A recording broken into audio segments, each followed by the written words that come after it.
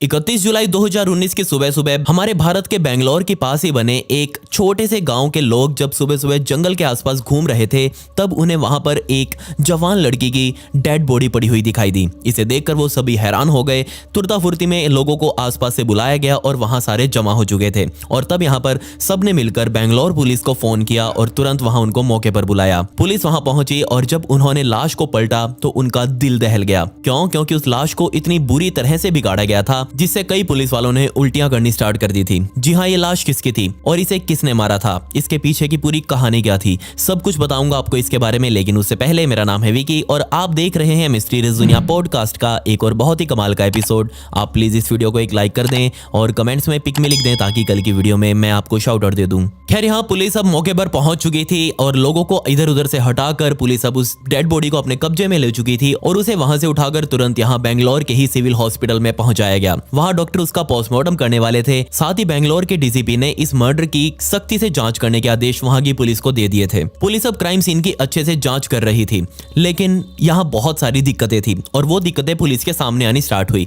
सबसे पहली दिक्कत, यहाँ जिस लड़की की लाश मिली थी उसके शरीर पर सिर्फ कपड़े मौजूद थे, लेकिन उन कपड़ों के अंदर कुछ नहीं था। जी हाँ, एक आइडेंटिटी कार्ड नहीं, एक कोई पहचान पत्र नहीं, कुछ भी नहीं। उसका पर्स भी यहाँ से गायब था, उसका मोबाइल भी गायब था, जिससे अब यहाँ पुलिस के लिए बहुत दिक्कतें होने वाली थी इस डेड बॉडी की पहचान करने के लिए। इसके अलावा जब पोस्टमार्टम करके डॉक्टर बाहर निकले तो उन्होंने पुलिस को बता दिया कि इस लड़की के चेहरे को इतनी बुरी तरह से बिगाड़ दिया गया है कि इसकी पहचान कर पाना लगभग नामुमकिन है। कोई इसका सगा संबंधी ही इसे देखकर शायद हो सकता है पहचान ले, वरना हम तो इसके बारे में कुछ नहीं कह सकते। यहाँ सभी डॉक्टर्स ने अपने हाथ खड़े कर दिए। लेकिन यहाँ जब पुलिस ने उस डेड बॉडी को ध्यान से देखा तो पुलिस को एक चीज महसूस हुई और वो ये कि इस लड़की ने जो कपड़े पहने हुए हैं और इस लड़की ने जो घड़ी पहनी हुई है, ये सब कुछ ब्रांडेड है। कपड़े भी ब्रांडेड, घड़ी भी टाइटन की पहनी हुई थी। तो यहाँ पुलिस को लगा कि जरूर ये लड़की अच्छी फैमिली से बिलोंग करती है, तभी इसके पास ब्रांडेड कपड़े डालने के पैसे आए। खैर, यहाँ इस लड़की की छाती पर कई बार चाकुओं से घोप घोप कर इसको छलनी किया गया था और इसके अलावा किसी भारी भरकम पत्थर से इस लड़की के चेहरे को बुरी तरह से तहस नहस कर दिया गया था। और इसका जवाब बिल्कुल सिंपल था, सिर्फ ये कि कोई इसकी पहचान ना कर सके।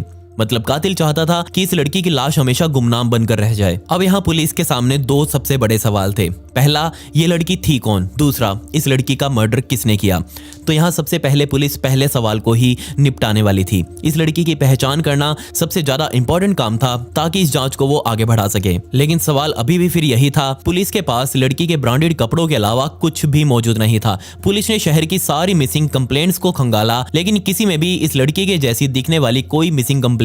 तो पुलिस ने सोचा कि क्यों ना अब हम लड़की के कपड़ों और इसके द्वारा पहनी गई चप्पलों का ही सहारा लें। जी हाँ, अब क्योंकि ये कपड़े और ये चप्पल और साथ ही घड़ी ये सब ब्रांडेड था, तो इन चीजों के ऊपर बारकोड लगा हुआ था और पुलिस ने सोचा कि क्यों ना हम इन बारकोड्स को स्कैन करके इसके बारे में जान करके कि आखिर ये कपड़े कहां बने थे, कहां बेचे गए थे। ये चीजें आजकल सब कुछ कंपनी के डाटाबेस में स्टोर हो जाता है और पुलिस ने इस चीज का फायदा उठाया। पुलिस ने तुरंत इन बारकोड्स को स्कैन किया, सिर्फ इस उम्मीद में ताकि पता चल सके कि इन कपड़ों को आखिर खरीदा कहां से गया था। और पुलिस की ये मेहनत रंग लाई। पुलिस को पता चला कि इस तरह के कपड़े और इस तरह की चप्पल भारत में सिर्फ दो ही जगह बिकती हैं, एक थी दिल्ली और एक था कोलकाता शहर। लेकिन अब ना ही तो दिल्ली छोटी थी और ना ही कोलकाता शहर, इसके अंदर भी पुलिस को ढूंढना था कि आखिर ये कपड़े और ये चप्पल कहां से बेची गई थी। लेकिन अब काम था तो करना ही था। पुलिस ने दो टीमें तैयार की। एक टीम यहाँ दिल्ली की दुकानों को खंगालने वाली थी और दूसरी टीम यहाँ कोलकाता के बाजारों को छानने वाली थी। यहाँ दोनों ही टीमों ने बहुत समझदारी वाला काम किया। उन्होंने सिर्फ उन दुकानों की लिस्ट बनानी तैयार की जो इस तरह के कपड़े बेचा करते थे, ताकि यहाँ उनका काम थोड़ा आसान हो सके।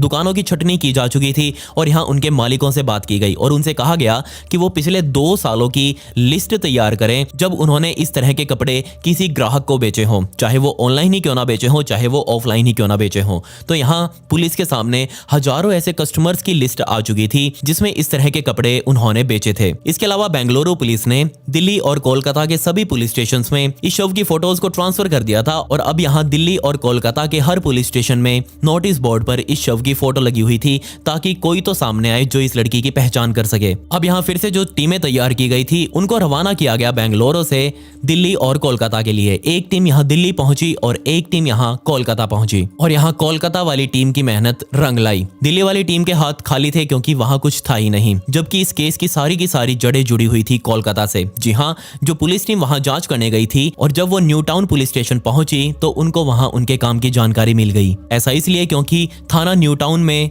इस लड़की की मिसिंग कंप्लेंट दर्ज करवाई गई थी। और यहीं से पुलिस को पता चला कि जिस लड़की के शव को लेकर वो बेंगलुरु में बैठे थे अभी तक, वो लड़की कोई आम लड़की नहीं है बल्कि एक एक्ट्रेस है, एक सेलिब्रिटी है। जी हाँ, मैं यहाँ बात कर रहा हूँ पूजा सिंह की। आपने जरूर इनको कभी ना कभी टीवी चैनलों पर आने वाले धारावाहिकों में देखा होगा और इनमें से एक बहुत ही फेमस धारावाहिक था दिया और बाती हम। जी हाँ, इस धारावाहिक में पूजा सिंह अपना अहम रोल अदा कर चुकी थी, लेकिन अब यहाँ पूजा सिंह का मर्डर हो चुका था। ये कैसे हो सकता था? एक इतनी खास लड़की का मर्डर इतनी आसानी से कोई करके उसे जंगलों में ऐसे कैसे फेंक गया?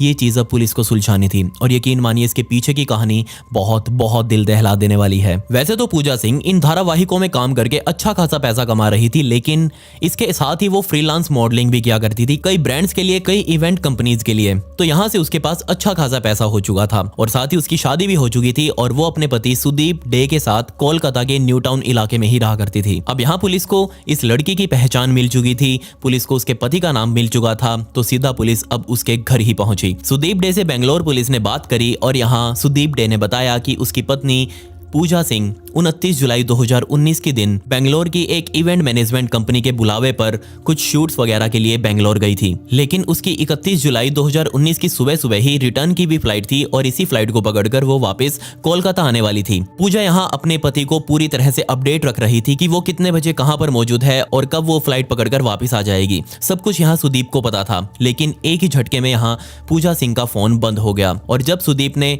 पूरा जोर लगाया अपना, उसके दोस्तों से बातें करी, बेंगलोर में भी जो उसके लिंक से उनसे बातें करी, लेकिन पूजा का यहाँ कोई पता नहीं चल रहा था। पूजा की पूरा दिन उसने इंतजार किया कि शायद कोई तो फ्लाइट पकड़कर पूजा वापस आ जाएगी, शायद हो सकता है उसका फोन गुम हो गया हो इसलिए फोन ना मिल रहा हो। लेकिन पूरा दिन इंतजार करने के बाद Sudeep Dey new town police station गया और वहां जाकर अपनी पत्नी की ही गुमशुदगी की रिपोर्ट लिखवाई। न्यू टाउन पुलिस स्टेशन ने भी अपना पूरा जोर लगाकर पूजा सिंह को ढूंढने का प्रयास किया, लेकिन उनके बस की बाहर थी। वो पूजा सिंह को ढूंढ नहीं पाए और ढूंढते भी कैसे, क्योंकि पूजा सिंह तो बेंगलोर में मृत पड़ी हुई थी। लेकिन जब ये सारा काम चल ही रहा था, पुलिस यहाँ अपना काम कर रही थी, तभी यहाँ सुदीप डे के फोन पर एक मैसेज आया और ये मैसेज कहीं और से नहीं बल्कि पूजा सिंह के फोन से ही आया था। और यहाँ उस मैसेज में लिखा हुआ था कि मैं पूजा बोल रही हूँ और मैं यहाँ भयंकर मुसीबत में फंस गई हूँ, मुझे पैसों की जरूरत है और मुझे अभी तुरंत 5 लाख चाहिए। मैं तुम्हें एक बैंक अकाउंट नंबर भेज रही हूँ और इस बैंक अकाउंट में 5 लाख रुपए जल्दी से जल्दी डलवा दो। अब ये चीज देखते ही सुदीप डे हैरान हो गया। उसे पता था कि उसकी पत्नी को कभी भी इतने अर्जेंट में पैसों की जरूरत नहीं पड़ती, अगर पड़ती तो वो सीधा सुदीप से बात करती, ऐसे मैसेज वगैरह नहीं भेजती, वो सीधा कॉल करती और अपनी दिक्कत बताती। और यहाँ शक इसलिए भी हुआ सुदीप को क्योंकि जो मैसेज आया था वो इंग्लिश में था और इस मैसेज को देखकर ऐसा लग रहा था जैसे किसी ने माल फूंक कर ये मैसेज टाइप किया हो, क्योंकि उसकी इंग्लिश इतनी ज्यादा खराब थी कि उसमें से ज्यादातर हिंदी के वर्ड से। और यहाँ सुदीप को पता था कि पूजा की इंग्लिश तो बहुत अच्छी है और वो इस तरह से कभी टाइप नहीं करती, इसलिए यहाँ सुदीप को शक हो गया और उसने उस अकाउंट में पैसे नहीं डलवाए। इसके अलावा उस मैसेज में लिखा हुआ था कि मैं अभी हैदराबाद में हूँ और मुझे जल्दी से जल्दी पैसा चाहिए। अब ये चीज सुदीप को और ज्यादा खटक गई क्योंकि उसका काम तो सारा बेंगलोर का था, वो हैदराबाद कहाँ से पहुंच गई। खैर, अब यहाँ ये मैसेज पुलिस को दिखाया गया। पुलिस ने उस मैसेज में दिए गए अकाउंट नंबर की तलाश करी और यहाँ बैंक से पता चला कि ये अकाउंट नंबर किसी नागेश नाम के व्यक्ति का है जो कि बेंगलोर में ही रहता है। खैर, अब यहाँ पर पुलिस के सामने एक सस्पेक्ट मौजूद था, विक्टिम की पहचान हो चुकी थी और अब ये केस क्लियर होने वाला था। पुलिस ने तुरंत अब यहाँ पर नागेश की तलाश शुरू कर दी। पुलिस सुदीप को लेकर तुरंत बेंगलोर पहुंची और अब यहीं से आगे की कार्रवाई की जानी थी। दिन आया 10 अगस्त 2019 का, जब यहाँ पुलिस तैयार थी क्योंकि पुलिस ने नागेश से जुड़ी हुई उसकी सारी कुंडली अपने पास जमा कर ली थी कि वो क्या करता है, किस टाइम पर कहाँ होता है। उसका फोन भी ऑन था क्योंकि उसने यहाँ पूजा सिंह के नंबर पर कई बार कॉल की हुई थी। और तुरंत यहाँ पुलिस अब पहुंची बेंगलोर के ही एक टैक्सी स्टैंड पर और इसी टैक्सी स्टैंड पर खड़ा था नागेश अपनी गाड़ी के साथ, अपनी सवारी के आने का इंतजार कर रहा था। अब पुलिस ने उसे झपते ही फटाफट अपने साथ स्टेशन लेकर आए और यहाँ उसके साथ अब पूछताछ शुरू की गई। लेकिन यहाँ दिक्कत ये थी कि ये नागेश अपना मुंह खोलने को तैयार नहीं था। ये वहां खड़े हर पुलिस वाले को इधर उधर भटकाना चाह रहा था, लेकिन आपको भी पता है और हमें भी पता है कि जब पुलिस अपने वाली पर आती है तो वो कहीं से कुछ भी निकाल सकती है। और बिल्कुल ऐसा ही कुछ हुआ नागेश के साथ भी। उसे अच्छे से तोड़ा गया और तोड़ने के बाद मजबूरन अब यहाँ उसे बोलना था, अपना मुंह खोलना था। और अब यहाँ उसने बताया कि कैसे उसे पूजा सिंह मिली और उसने पूजा सिंह के साथ क्या किया। यकीन मानिए जो ये कहानी आगे की मैं आपको बताऊंगा वो बहुत बहुत ज्यादा दिल दहला देने वाली है। असल में नागेश बेंगलोर के ही संजीवनी नगर में रहा करता था। इसका परिवार बहुत गरीब सा था और ये उसी गरीबी में पला बड़ा था। लेकिन यहाँ दिक्कत ये थी कि गरीबी में रहते हुए नागेश बहुत शाही सपने देखने की इसकी आदत थी। अब क्योंकि परिवार गरीब था तो ये सिर्फ 10वीं तक ही बहुत मुश्किल से पढ़ाई कर पाया और उसके बाद उसने पढ़ाई छोड़ दी और यहाँ छोटे मोटे काम धंधों की तलाश में लग गया और इन काम धंधों के रूप में वो टैक्सी ड्राइवर बन गया। यहाँ पहले वो एक छोटी फर्म के लिए टैक्सी चलाया करता था किराए पर और उसे दिन की दिहाड़ी मिलती थी। और उसके बाद उसने सोचा कि क्यों ना वो खुद की टैक्सी ले ले और यहाँ उसने एक टैक्सी बैंक से लोन करवा ली। नागेश की शादी हो चुकी थी और उसके 2 बच्चे भी थे। अब यहाँ जिम्मेदारियां और ज्यादा बढ़ चुकी थी और उसे अब कुछ ना कुछ जरूर करना था अपने परिवार को पालने के लिए, पोसने के लिए। लेकिन यहाँ दिक्कत ये थी कि उसने बैंक से टैक्सी तो लोन करवा ली थी पर यहाँ उसे बैंक को हर हफ्ते इस गाड़ी की किस्तें भरनी पड़ती थी। हमें पता है कि अगर हम फाइनेंस किए हुए व्हीकल की किस्तें अगर नहीं भरते तो बैंक के पास अधिकार होता है कि वो उस व्हीकल को उठाकर अपने पास रख लेगा और जब तक हम उसके पैसे नहीं देंगे बैंक उस व्हीकल को नहीं छोड़ेगा। और बिल्कुल यही डर अब नागेश को भी सताया जा रहा था क्योंकि 30 जुलाई 2019 तक आते आते उसने अपनी इस गाड़ी की किस्तें पिछले 2 हफ्तों से अब नहीं जमा करवाई थी और अब तीसरी किस्त भी लगभग आने ही वाली थी। और अब यहाँ इसी बात को लेकर नागेश बहुत चिंतित था और ये डर रहा था कि कहीं बैंक वाले उसकी ये गाड़ी उठाकर ना ले जाएं। अगर ले गए तो ऑब्वियसली यहाँ उसका काम धंधा छिन जाएगा। खैर यहाँ 29 जुलाई 2019 के दिन पूजा सिंह बेंगलोर एयरपोर्ट पर लैंड कर गई और यहाँ एयरपोर्ट से बाहर आते ही उसने टैक्सी हायर करी क्योंकि उसे अग्रहाड़ा लॉज जाना था अपने इवेंट मैनेजमेंट के लिए। और यहाँ उस लॉज तक जाने के लिए उसको कोई और नहीं बल्कि टैक्सी ड्राइवर के रूप में ये नागेश ही मिला। ये नागेश के साथ तुरंत उसकी टैक्सी में बैठी और ये नागेश उसे तुरंत अग्रहाड़ा लॉज छोड़कर भी आया। लेकिन ये जो रास्ता था एयरपोर्ट से लेकर उस लॉज के बीच का, इस रास्ते में इन दोनों के बीच में बहुत सारी बातें हुई और यहाँ पूजा सिंह को नागेश का व्यवहार बहुत अच्छा लगा। वो उससे इंप्रेस हुई और यहाँ उसने नागेश का नंबर ले लिया क्योंकि उसे अभी यहाँ बेंगलोर में ही 2-3 दिन गुजारने थे तो उसे इधर उधर आने जाने की जरूरत पड़ने वाली थी। अक्सर ऐसा हम करते भी हैं, किसी भी टैक्सी ड्राइवर का अगर हमें बिहेव अच्छा लगे तो हम उसका नंबर ले लेते हैं और कहते हैं कि जब भी हमें कहीं जाना होगा इधर तो हम तुम्हें फोन कर देंगे, तुम तुरंत आ जाना। और बिल्कुल ऐसा ही पूजा ने भी किया, नॉर्मल था ये चीज। रात को लॉज से वापस अपने होटल जाने के लिए भी पूजा ने नागेश को कॉल किया। नागेश तुरंत यहाँ लॉज पर पहुंचा और पूजा को गाड़ी में बैठाया और वापस होटल छोड़कर आया। होटल छोड़ते टाइम यहाँ पूजा ने अपना पर्स खोलकर उसके अंदर से किराया निकाला और यहाँ नागेश को दिया और साथ ही उसे अच्छी खासी टिप भी थी जिससे खुश होकर नागेश वहां से चला गया। लेकिन यहाँ 30 जुलाई 2019 की रात को पूजा ने नागेश को कहा कि देखो मुझे सुबह सुबह 4:30 बजे बेंगलोर एयरपोर्ट से फ्लाइट पकड़नी है तो तुम मुझे 3:30 बजे ही एयरपोर्ट छोड़कर आ जाना। तो अब यहाँ रात के 12 सवा 12 तो वैसे ही बज चुके थे, लेट हो चुके थे यहाँ होटल पहुँचने में। तो यहाँ नागेश ने कहा ठीक है मैडम मैं आपको छोड़ आऊँगा, कोई दिक्कत नहीं है। 31 जुलाई की सुबह सुबह स्टार्ट हो गई, मतलब कि दिन स्टार्ट ही हुआ था।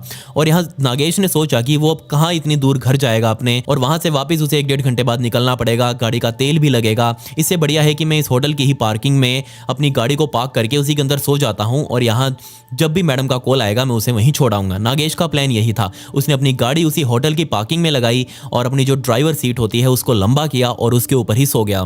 लेकिन यहाँ नींद कहाँ आने वाली थी, उसके दिमाग में तो अभी भी टेंशनें घूम रही थी, घर परिवार को पालने की और यहाँ बैंक की किस्तों की। और इन्हीं परेशानियों के चलते अब उसके दिमाग में एक बहुत ही भयंकर प्लान आया और वो सोचने लगा कि अभी अभी पूजा सिंह जो उसके पास से गई है और उसने अपना पर्स खोलकर जो उसको पैसे दिए थे किराए के, तभी उसकी नजर उसके पर्स पर पड़ी थी और उसके पर्स के अंदर बहुत सारे 500 की नोटों के बंडल थे। और कैसे भी करके नागेश अब इन बंडलों को अपने पास लाना चाहता था। यहाँ उसने सोच लिया था कि वो कैसे भी करके पूजा सिंह को लूटेगा और उसके लूटे हुए पैसों से उसकी सारी परेशानियां दूर हो जाएंगी। उसका प्लान था कि पूजा सिंह यहाँ दूसरे शहर की रहने वाली है तो किसी को पता भी नहीं चलेगा कि आखिर पूजा के साथ क्या हुआ है। यहाँ वो टैक्सी में प्लान बनाते बनाते ही सो चुका था, लेकिन उसकी नींद खुली क्योंकि होटल स्टाफ का एक व्यक्ति साइड में ही कुछ सूटकेस वगैरह लेकर खड़ा हुआ था और ये सूटकेस किसी और के नहीं बल्कि पूजा के ही थे। यहाँ उस व्यक्ति ने नागेश को जगाया और कहा कि डिग्गी खोल दो पीछे से क्योंकि ये सामान रखना है और मैडम अभी आ रही हैं। उसने डिग्गी खोली और यहाँ तुरंत वो जो सूटकेस थे वो अपनी डिग्गी में रखवाए और वापिस जाकर गाड़ी में बैठ गया। साइड में ही रखी हुई पानी की बोतल से उसने मुंह धोया और वापस अब यहाँ से एयरपोर्ट जाने के लिए तैयार था। होटल से पूजा बाहर निकली, गाड़ी में आकर बैठी और अब ये दोनों एयरपोर्ट जाने के लिए तैयार थे। अब जैसे जैसे वो एयरपोर्ट के पास जाता जा रहा था वैसे वैसे उसके दिल की धड़कन भी तेज हो रही थी और वो सोच रहा था कि यही मौका है जब वो अपने प्लान को अंजाम दे सकता है। अब क्योंकि आधी रात का टाइम था, 2:30-3 बजे हुए थे और यहाँ पूजा अब गहरी नींद में थी क्योंकि वो पहला पूरा दिन काम में व्यस्त थी और थकी हुई थी और अब वो वो एयरपोर्ट जाते जाते ही कैब में सो गई। यहाँ नागेश ने देखा कि पूजा सो चुकी है तो उसने इसी का फायदा उठाया। उसने अपनी गाड़ी एक सुनसान इलाके की तरफ मोड़ दी और उसी सुनसान इलाके पर थोड़ी दूर आगे चलने के बाद उसने गाड़ी वहीं रोकी और जैसे ही गाड़ी रुकी यहाँ पूजा की नींद खुल गई और इससे पहले कि वो कुछ देख पाती इधर उधर कि हम कहाँ पर हैं और यहाँ क्यों हैं, और इससे भी पहले कि वो नागेश से कुछ पूछ पाती, नागेश ने यहाँ साइड में रखी हुई जैक रॉड को निकाला और यहाँ पूजा के सिर के ऊपर वार कर दिया। ये वार होते ही एक बार तो पूजा अपने होशो हवास खो चुकी थी, लेकिन कुछ ही सेकंडों में वापस उसे होश आ गया और यहाँ नागेश को लग रहा था कि पूजा मर चुकी है, लेकिन इतनी जल्दी कोई कैसे मर सकता था। और यहाँ तुरंत पूजा ने गाड़ी का दरवाजा खोला और बाहर की तरफ चीखती चिल्लाती हुई भागने लगी। वो रोड पर पहुंचने ही वाली थी कि इससे पहले नागेश ने उसे वापस जाकर पकड़ लिया और अपनी सुरक्षा के लिए उसने जो चाकू अपने पास रखा हुआ था वो चाकू निकाला और यहाँ पूजा की छाती के अंदर कई वार किए। पूजा वहीं दम तोड़ चुकी थी, पूजा नीचे गिर चुकी थी और अब यहाँ नागेश को पूजा की पहचान छुपानी थी और ये पहचान छुपाने के लिए साइड में ही पड़ा हुआ उसने एक भारी भरकम पत्थर उठाया और उस पत्थर से कई वार किए पूजा के मुंह के ऊपर। पूजा का मर्डर करके यहाँ नागेश बहुत खुश था क्योंकि उसे लग रहा था कि उसको बहुत सारा पैसा इस पर्स से मिल जाएगा, लेकिन उसकी सारी उम्मीदों पर पानी फिर गया जब उसने उस पर्स को खोलकर देखा, क्योंकि उसके अंदर तो कुछ 1000 रुपए ही थे, इसके अलावा कुछ नहीं था। उसने बाकी के सूटकेस को भी खंगाला लेकिन उसके अंदर भी कुछ नहीं मिला। अब यहाँ नागेश को भी लगने लगा कि इतनी मेहनत भी करी और उसे कुछ मिला भी नहीं, और इसीलिए उसने कुछ पैसे मंगवाने के लिए पूजा सिंह के फोन को निकाला और यहाँ पूजा के पति सुदीप डे को उसी के नंबर से मैसेज किया। वो 5 लाख रुपए मांग रहा था और उस टूटी फूटी अंग्रेजी में उसने वो 5 लाख का मैसेज सुदीप को भेजा। खैर यहाँ पुलिस ने उसे कोर्ट में पेश किया और उसके बाद उसे रिमांड पर भेजा गया और बाद में उसे न्यायिक हिरासत में भेज दिया गया। अभी ये केस चल रहा है, इसमें सजा का ऐलान नहीं हुआ है। मुझे लगता है इसके अंदर उम्र कैद की सजा यहाँ सुनाई जाएगी शायद, तो बट देखते हैं क्या हो सकता है। खैर आप इस केस के बारे में क्या कहना चाहेंगे? क्या इस तरह से टैक्सीज को हायर करना आज के टाइम पर सेफ है या नहीं? और क्या आपके साथ कभी कोई ऐसा कांड हुआ है, मतलब कि आप इस तरह की टैक्सीज को लेकर कहीं जा रहे हों और ड्राइवर ने कुछ अटपटी हरकत कर दी हो? आप प्लीज़ मुझे नीचे कमेंट्स में ज़रूर बताएं और साथ ही डिस्कस करने की कोशिश करें ताकि आगे से हम होने वाले इस तरह की घटनाओं को बचा सकें और खुद को सेफ रख सकें। और अगर आपको मुझसे बात करनी हो तो मेरी इंस्टाग्राम आईडी है, इसका लिंक आपको डिस्क्रिप्शन में भी मिल जाएगा, तो प्लीज़ आप वहाँ मुझे फॉलो जरूर कर लें। खैर पिछली वीडियो का शाउट आउट मोना कुमारी को and comment pick me to get a shout out in next video.